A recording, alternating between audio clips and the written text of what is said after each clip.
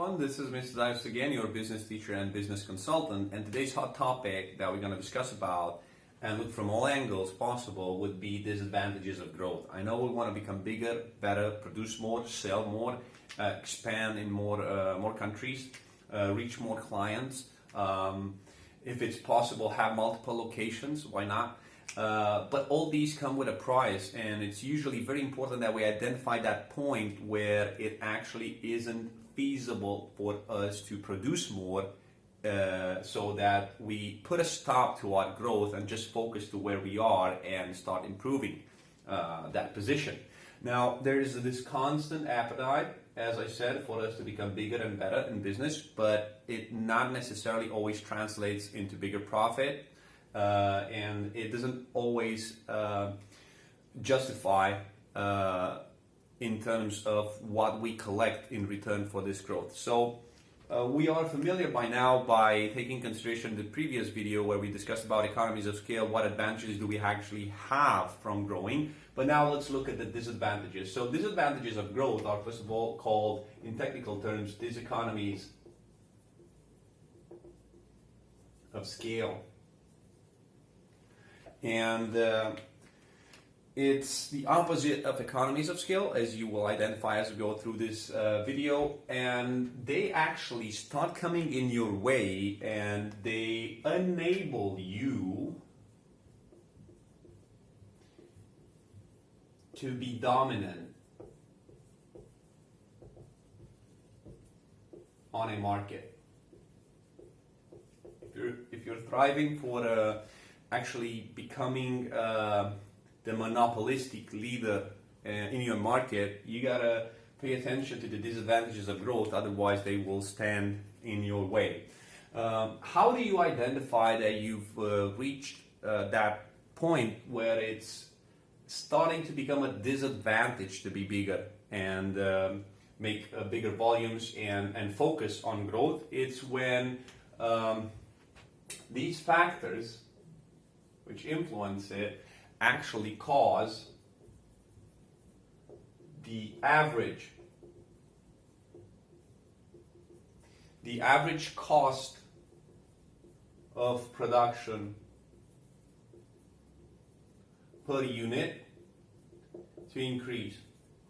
So if you start noticing that you produce 1,000 units at a certain cost, and when you make the 1,001 unit, you start noticing that the average cost of production per unit has increased, you might be dealing with these economies of scale. Now let's take them punctually. Number one, when we talk about these economies of scale, the first disadvantage that you have has to do with communication. What do I mean by communication? It starts becoming ineffective.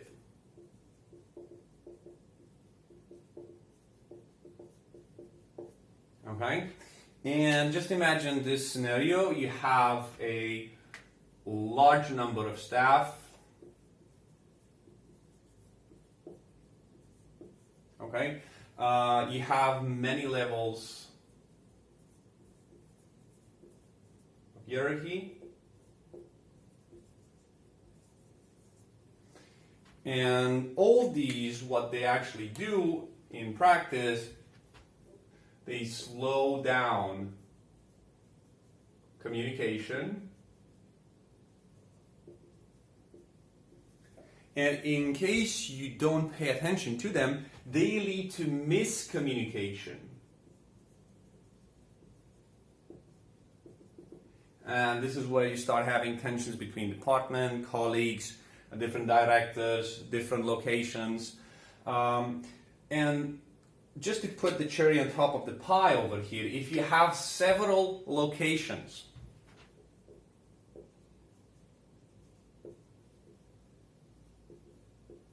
for example, you would be present in multiple countries,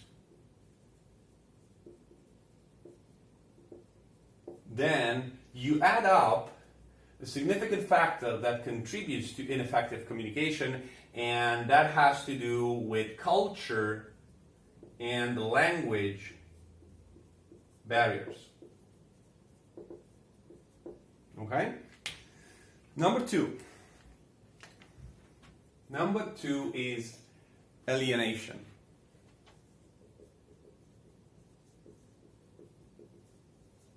Okay? And this impacts the workforce. So what happens over here? It's because you have a large organization,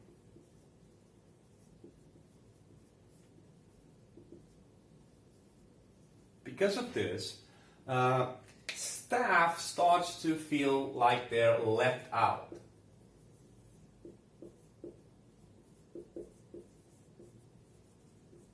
Like they're regular Joes in this business, like they're extremely easily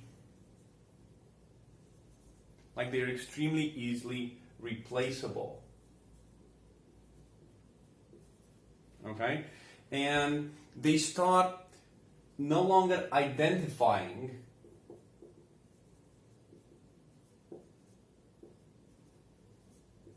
with the company mission or vision. And this impacts their productivity and morale.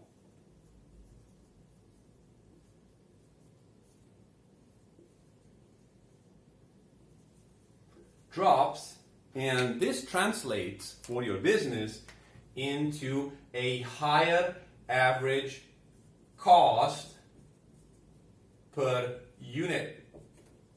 So you have an average production cost per unit higher because your staff has become demotivated and their productivity has started to drop.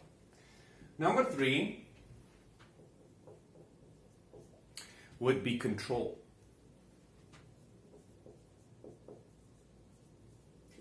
And the key word next to control, how you identify it, is when it becomes to be very poor. And because you have a growing number of departments, staff, locations, products. Why not even product? Perhaps you have enhanced or enlarged your product portfolio since you have all this growth. So you're no longer doing just aftershaves, you're also doing shaving foam. So it can vary. So you have different products now. And you even have multiple divisions. Yeah, or business units, to say so. Now, to add something on top over here, let's not forget you also have different cultures. Okay? And coordinating all these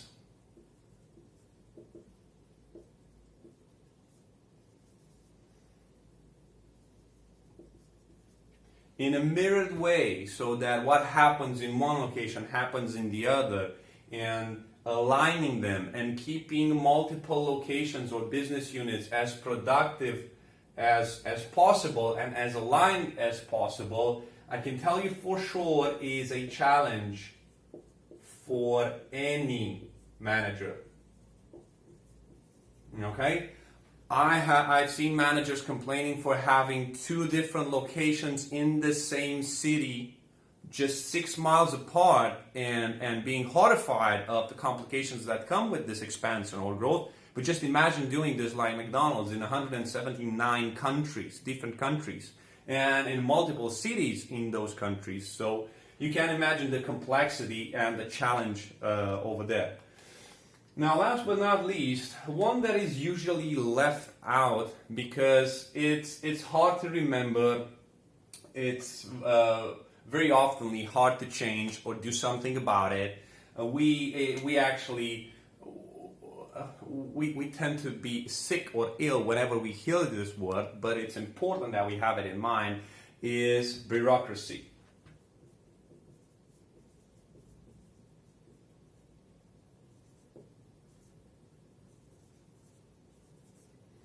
So bureaucracy. what do we mean over here? We're going to explain it through some examples because there are various definitions of bureaucracy, but we don't want to turn it here into a seminar in which we explain how public institutions actually run. We want to keep it plain and simple so that we can identify it in our business and actually take actions when it comes to it. So bureaucracy becomes too complex. What I love about small companies, about SMEs, is that they don't have a lot of bureaucracy and you have speed of execution, speed of implementation. So how this bureaucracy does actually manifest itself? You have very rigid division of labor. Who does what, when, how, who's in charge of this? So you can't just go and take an action like an entrepreneur would do in a small business and take an HR action, although he was dealing with finance, because here you have a special department, division, procedure. You have procedures. You have regulations. You have impersonal relationships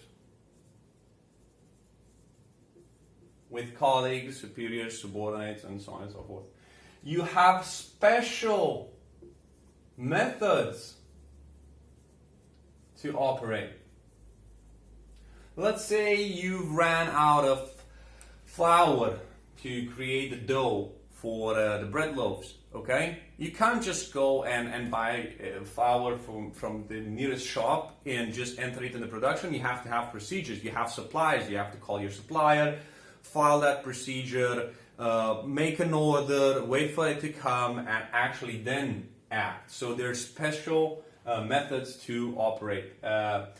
And you know, this actually kills flexibility. This actually slows down things. But now I gotta say, I'm against bureaucracy if it's too complex, but I cannot help notice the wonders that actually it brings through itself by implementing rules, regulations, procedures. They become the foundation of that business. And their aim is actually to maintain. So their aim is to maintain uniformity and control. Okay? At this level. That's their aim.